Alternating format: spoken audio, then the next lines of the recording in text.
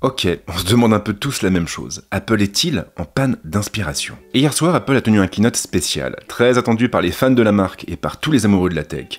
Il a été l'occasion pour l'entreprise de présenter un certain nombre de produits. Après avoir introduit l'Apple Watch Series 10 et la nouvelle Apple Watch Ultra, la firme a enchaîné en présentant les AirPods 4, les AirPods Pro 2, les nouveaux AirPods Max et bien sûr les iPhone 16.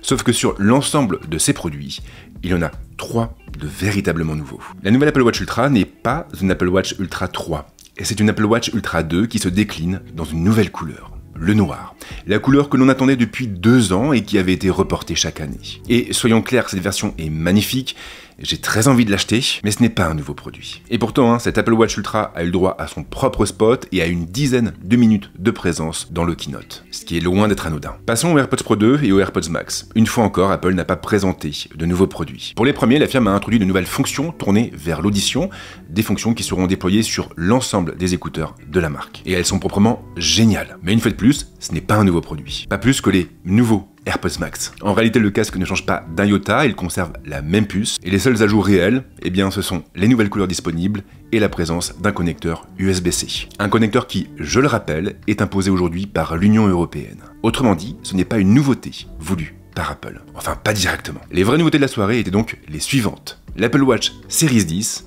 les AirPods 4 et les iPhone 16. Commençons par l'Apple Watch Series 10. Tout change. L'écran est plus grand, le boîtier est plus fin, de nouveaux coloris font leur entrée et une nouvelle puce a été embarquée à son bord. Le produit est convaincant et il propose plein de petits trucs en plus, comme un profondimètre, un capteur de température pour l'eau et bien sûr la charge rapide. Des ajouts qui vont clairement bénéficier à tout le monde, y compris aux amateurs de sport nautique. Et en prime, on a même une nouvelle couleur, le noir de jet, qui rappellera de bons souvenirs aux plus anciens d'entre vous. Et ici, Apple a clairement opéré une montée en gamme. En plus des modèles en aluminium, nous avons des modèles en titane qui remplacent les modèles en acier inoxydable. Cela étant, il n'y a pas de changement radical. Le design reste le même, l'ergonomie aussi. Même chose pour les fonctions liées à la santé. Des fonctions qui seront aussi déployées sur l'Apple Watch Ultra 2 ainsi que sur toutes les dernières montres connectées de l'entreprise. Le géant américain s'est donc contenté de peaufiner sa recette et sincèrement, je ne suis pas certain qu'on peut réellement lui en vouloir.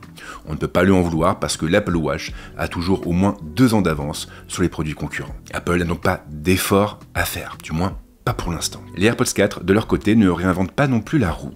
Pas au premier coup d'œil en tout cas. Ils sont en effet les copies conformes des modèles précédents qui étaient eux-mêmes les copies conformes des modèles précédents qui étaient eux-mêmes les copies conformes des premiers modèles. Mais là encore, Apple a apporté 1 ou 2 changements assez intéressants. Les écouteurs gagnent en confort et en maintien. Ils embarquent un capteur de pression comme sur les AirPods Pro. Leur boîtier est plus compact tout en chargeant plus vite et ils proposent un ANC. Oui, de la réduction active de bruit sur des écouteurs qui ne sont pas des intra-auriculaires. C'est fort et j'ai vraiment hâte de voir ce que ça va donner. Je les ai effectivement commandés pour pouvoir les tester. Du mieux donc, mais pas de bouleversement non plus. Et je ne peux pas m'empêcher de penser qu'avec des AirPods Pro 3 et des AirPods Max 2, cette keynote aurait été très différente. Ce qui nous amène bien entendu aux iPhone 16. J'ai déjà réalisé une vidéo dessus, donc je ne vais pas rentrer dans les détails, mais il faut reconnaître que les changements ne sont pas vraiment flagrants. Alors c'est vrai, ils embarquent une nouvelle puce qui est plus puissante que les anciennes, qui étaient déjà assez puissantes pour quasiment tout faire tourner, et pour proposer une très bonne expérience utilisateur. Ok, mais derrière, les capteurs photo n'évoluent pas des masses, pas plus que les écrans.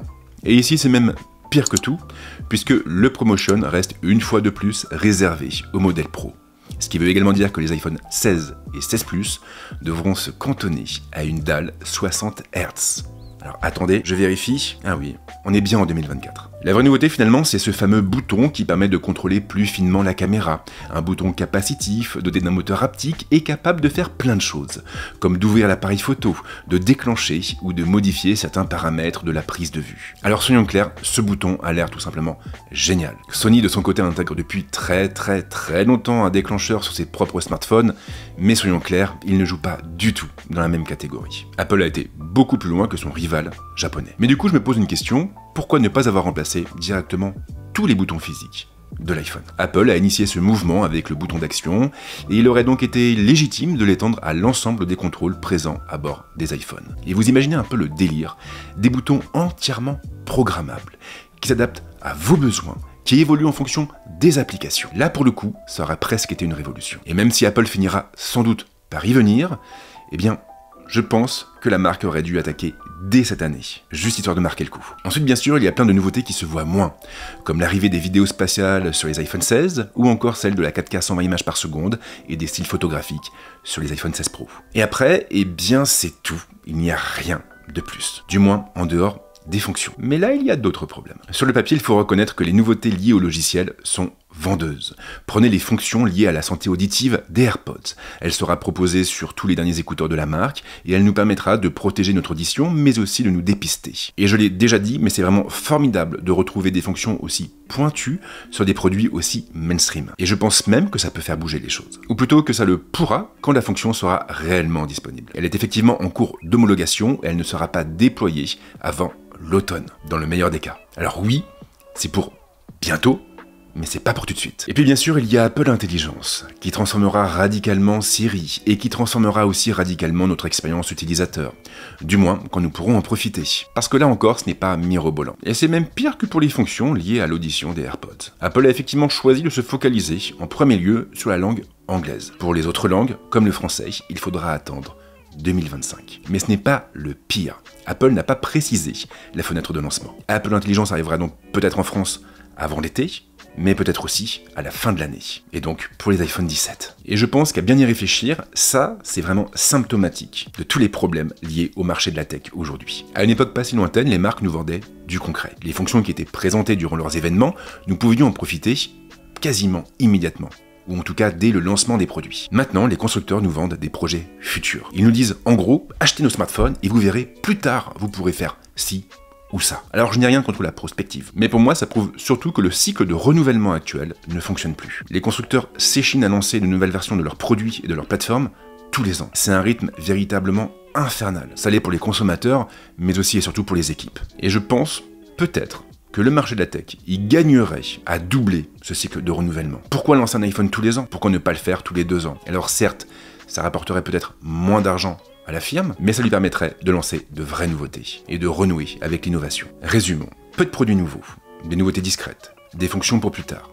Pas de doute, ce keynote Apple ne restera pas dans les annales. Il manquait un petit quelque chose. Vous savez, un peu comme les One More Things à l'époque de Steve Jobs. Et c'est franchement agaçant.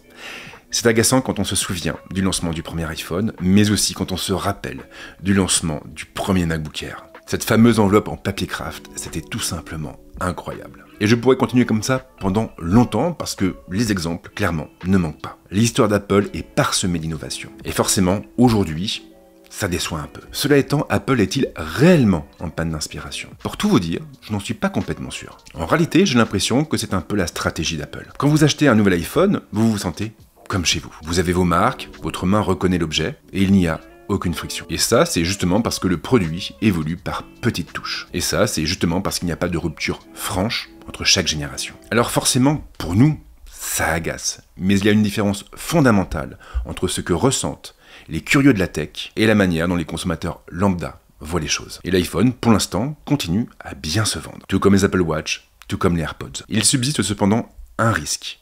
Qu'Apple finisse par se détourner de ce qui a toujours été dans son ADN, l'innovation. Alors bien sûr, le Vision Pro semble ouvrir la voie vers quelque chose de nouveau, mais il faudra sans doute quelques années pour que la technologie trouve son public, si toutefois elle finit par le trouver. Et en attendant, je ne suis pas certain que les keynotes comme celle d'hier suffiront à maintenir intacte la curiosité du public. Mais quoi qu'il en soit, tout ça, ce n'est que mon avis personnel et je serais très curieux de connaître le vôtre. Du coup, eh bien, n'hésitez pas à laisser un petit commentaire à la suite de la vidéo. Et comme à l'accoutumée, je vous souhaite de passer une très bonne semaine ou un très bon week-end et c'est promis, on se retrouve très vite avec d'autres contenus ici, mais également ailleurs.